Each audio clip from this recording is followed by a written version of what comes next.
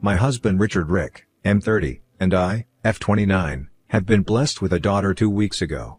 This is our first child, and we are obviously very excited. Things have been very busy on our end, and we are just adjusting to being parents. It's a hard shift for both of us, but we're trying our best. We don't really have much help because of what happened on the day May, our daughter, was born. It was one of the most traumatic experiences of my life, and I don't think I can ever forget it. Even the happiness of May's arrival is not enough to help me shake the paralyzing fear I felt that day. I think I would have died if not for my husband's timely help. But despite the horrible event, I still feel that since it involved family, we should be a little softer with them because May is the first child in the family. But I am unsure, and my judgment is clouded with all these hormones and baby duties, which is why I've come to Reddit for help. This story might be long and has a lot of characters, so please bear with me. Rick has 2 sisters, Anna and Emma. Both of them are younger than him. Anna is 28, and Emma is 24. I have a very good relationship with both of them, and I think there is no animosity between us. We aren't very close since all of us are busy in our careers and don't meet that often. Emma doesn't even live in the same city as us. But we try to catch up once in a while and stay connected via texts or calls. Another important person in Rick's family, and in this story, is my mother-in-law, F53. While I am on very good terms with Anna and Emma, Rachel is a different story altogether. We don't exactly see eye to eye, and I honestly think she has a problem with not just me but with everyone. She's the biggest control freak you could imagine, and she just doesn't stop. She wants everything to go according to her whims and fancies. Her kids, all 3 of them, respect her wishes for the most part because she was the one who raised them after their dad abandoned them. So they try to make life easier for her, and themselves.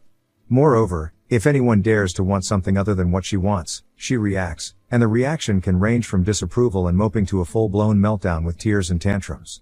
It gets difficult to deal with her, so I try to stay away as much as possible. Rick understands this. He knows his mother is problematic, so he lets me keep my distance and deal with her as I see fit. On my end, I understand how he feels about her, even despite her controlling nature, so I let it be. She doesn't like me much, so she doesn't meddle in my life, and that suits us all. However, things got out of control a few days ago, and it was all because of her. Now, I don't think anyone can ever forgive her. On the day May was born, Anna was getting married. It was a lovely ceremony, and her husband Jonah, M30, is actually Rick's friend. He proposed to her around a year ago, and Anna had asked me to be a bridesmaid, and I had accepted. However, when Rick and I found out I was pregnant, I had to request her to ask someone else because I knew I wouldn't be able to manage it. This was almost 6 months after the proposal, so only 6 months before the wedding. I was 3 months pregnant by then. I had assumed I would get backlash from her for backing out halfway, but I knew I had to prioritize. I was extremely nervous and jittery before telling her. I feared our relationship would be strained forever, but to my relief and surprise, none of that happened. Anna was overjoyed when I told her. She actually forgot about her wedding for a while. When I told her I wouldn't be available for duties, her response was, "Taking care of you." She even considered shifting the wedding because she didn't want me to miss it, which I would have if May had been born then. That ultimately didn't happen for a lot of reasons, and honestly, she shouldn't have done it anyway. It was a close call in the end, but she supported me throughout. Emma became the maid of honor, and I knew the 2 sisters were busy preparing for the wedding, so I didn't bother them much during the pregnancy, which was harrowing for me. Still, both stayed in touch as much as possible, came over, and supported me a lot. I feel a little guilty for not supporting Anna on the most important day of her life, yet she supported me the whole time. The only person who was a little pissy about the whole thing was my mother-in-law.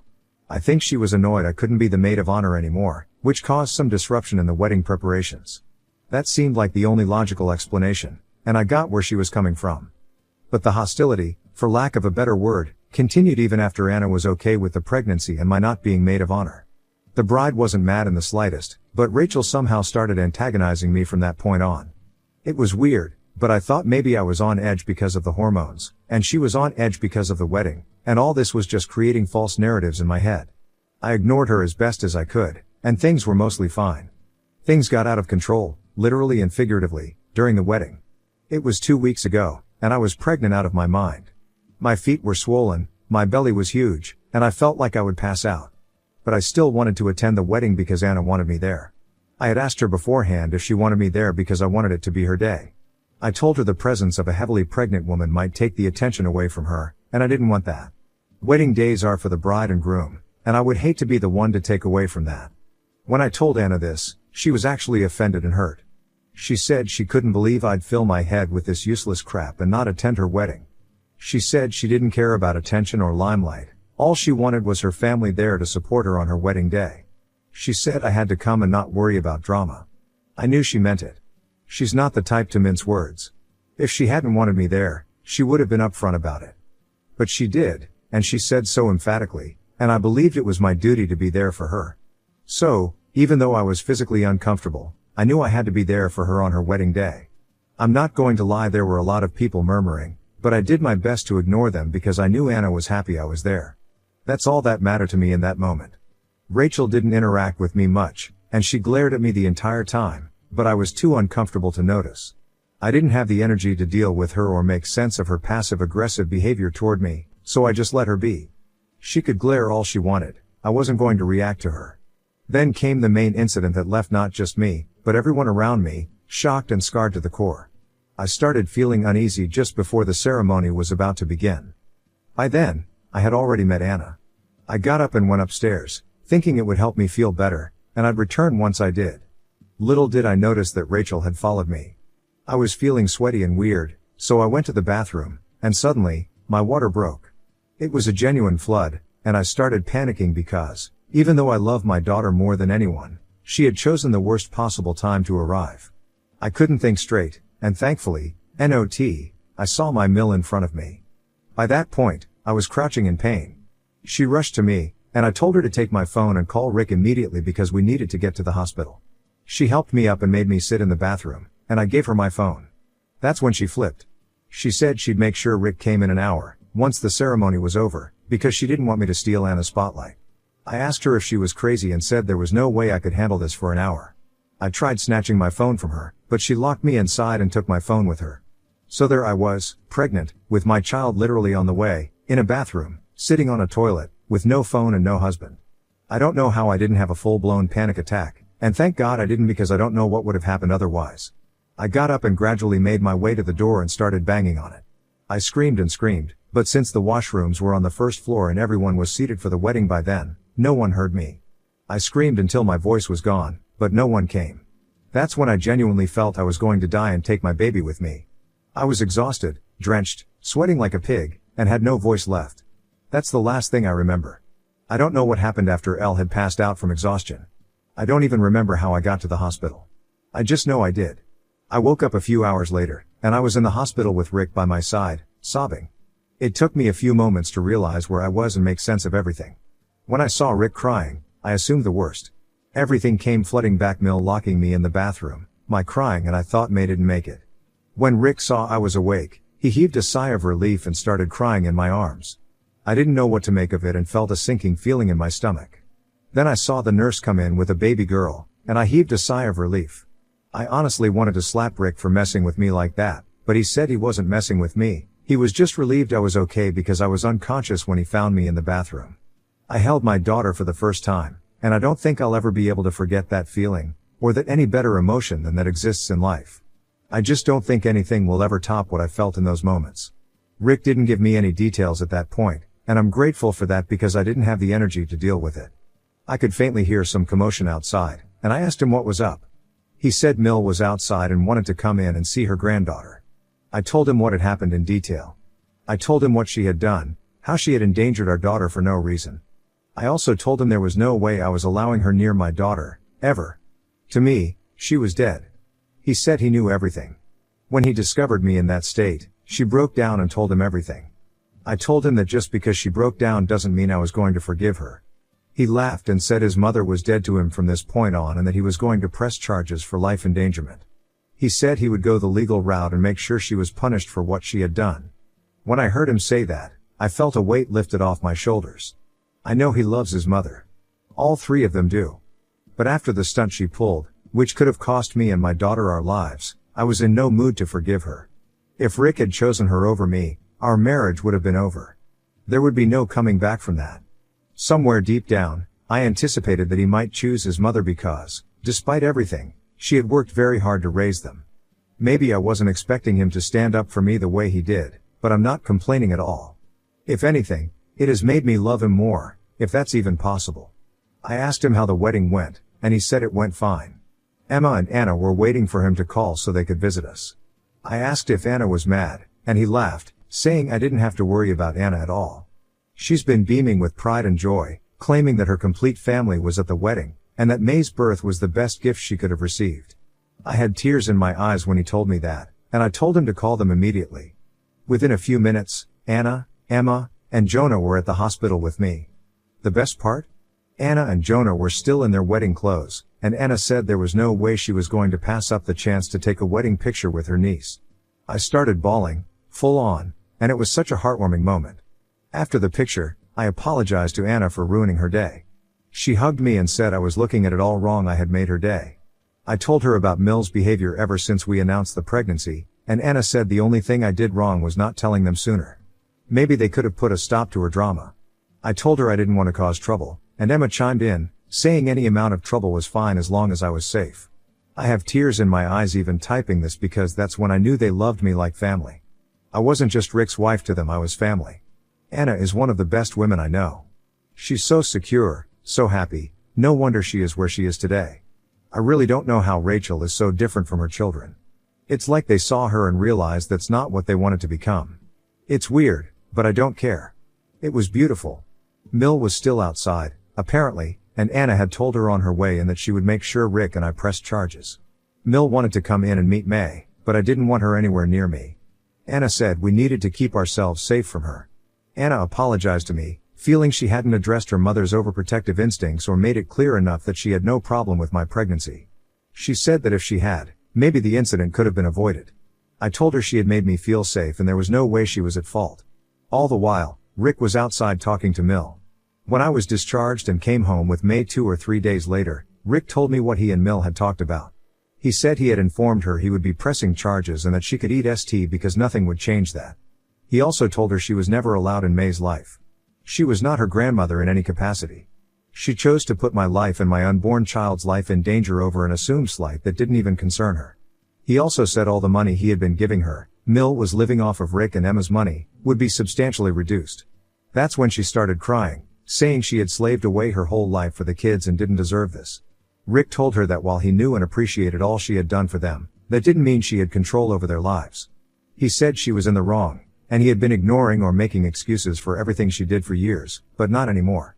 When it came to May and me, she needed to know she had crossed a huge boundary and proven she was not safe to be around, especially since Anna never had a problem. Rachel said that as a mom, she understood that Anna hadn't wanted me there to steal the spotlight, but Anna overheard and tore into her. So, we are proceeding with the case, that's for sure. But Rick will handle it because I have a newborn to care for and can't be arsed with this drama. Rick said he would handle it. None of the siblings are willing to talk to her anymore. Anna has completely cut her off, Emma only talks to her when necessary, and Rick and I are obviously no contact. I don't think Mill anticipated this, and maybe she genuinely meant to protect Anna, however twisted it sounds. I'm not defending her, not in the least. But I still feel bad for her because it all backfired so horribly. Now a part of me wonders if they should talk it out with her because it feels wrong and bad to me. I don't know, maybe I'm not thinking straight. I know if I mention this to Rick, he'll fly off the handle. He's furious with her and can't even look at her right now. I hadn't anticipated this, but here we are. Update 1. Well, any reconciliation is off the table, forever. I know I haven't updated in a long time, but well, I'm a new mom, so between keeping myself and my kid alive, I've been busy. The good thing is that May turns 8 weeks old in a couple of days, and we're all super excited. Anna and Jonah have been real sweethearts, helping Rick and me a lot. Emma had to go back to work but calls almost every day. May is literally the light of everyone's eyes. They dote on her, and the group chat is full of her pictures. There's been no contact with Mill. I convinced Rick not to press charges because we have too much on our plate, and it wouldn't serve any purpose. Rick was reluctant, but he agreed because neither of us has the energy for anything else. When we told Mill last week, she appeared thankful. I say appeared because that woman is genuinely unhinged, and she showed everyone her true colors last week. Last week, Rick and I woke up at around 1 a.m. to loud banging on the door. I thought it was a robbery, and I ran and hid with May while Rick went to open the door. I could hear shouting, but I didn't dare come out because I didn't want May to wake up. It turns out it was Mill, and Rick said she was behaving like a crazy person. She kept screaming that she wanted to see May and that we couldn't keep her away. Rick said he had to threaten her with the police before she backed off. She was trying to force her way in. We immediately alerted Anna and Emma because if something was wrong with her, everyone needed to know. We were concerned, but honestly, it was for nothing. The next day, she sent us a disturbing text. She started off saying we were being nasty and horrid to her by not allowing her to see May, and we were punishing her because her only crime was being a mother. There was some more melodramatic nonsense in there. Gradually, her texts became more unhinged. She said she had the burden of raising 3 kids and always had to juggle one kid's priorities over another, and that's what she felt she had to do on May's birthday. She didn't want May to take away from Anna's day. She conveniently forgot that May was literally a fetus, and Anna herself had said multiple times that she had no issue with the pregnancy and the wedding happening at the same time. I still understood this part. What rattled me was what she said next. She said she was worried that with May in our lives, she wouldn't be as important to her kids anymore. When I announced my pregnancy, she thought Anna would be mad, because that's what a normal woman would feel. But when she saw we were all excited about both the pregnancy and the wedding, she didn't like it. Basically, she was saying she didn't like that we were all happy together, with each other, and for each other. She wanted us to be jealous and competitive. She said that when she realized the due date would be near the wedding, she hoped Anna would be mad at us. And maybe then May wouldn't take everyone's attention. But that didn't happen, and all everyone could talk about was May. She said she felt disrespected that a baby who wasn't even born had taken her place as the uniting factor for the siblings. She sent more things and was still typing when I asked Rick to block her. I told him she was deranged and unsafe for May and all of us. I've had a constant headache since seeing those messages. I can't believe a woman over 50 is in competition with a 7-week-old baby. It doesn't make sense to me. And it doesn't have to, because I'm done with her. I'm done making excuses for her behavior and trying to understand her motivations. She can go to hell for all I care. We forwarded the messages to Anna and Emma, and they are disturbed too. They think she might be having a manic episode, and Emma said she will fly down to get Mill checked at a facility. I think it's a good idea, but I'm staying out of it. This behavior is crazy, and I don't want anything to do with her anymore. Update 2, we have a restraining order against Mill. She didn't try anything again, but we're being cautious. Emma got her tests done and spoke to both a psychologist and psychiatrist. Everything is fine with Mill. She was diagnosed with generalized anxiety disorder, but that was it. The doctors said there was no underlying medical reason for her behavior, and suggested Emma take her to therapy. Emma has since gone no contact. She said she was willing to help if something was wrong, but hatefulness is who Mill is, and she can't tolerate her anymore. I totally get that and share the view. She might have had my sympathy and support in a few months if she had a psychiatric issue, but now that's been ruled out. We know this is who she is. There's no reconciling with that. This is why we took a restraining order. For Rick and me, May's safety is of utmost importance, and Mill has proven twice she's not safe. Moreover, she has ill will toward May specifically, so we have to be even more careful they don't come into contact. I think this will be my last update, and I hope I never have anything more to share about this entire episode. This has been harrowing for the family, and I'm just grateful we are all safe.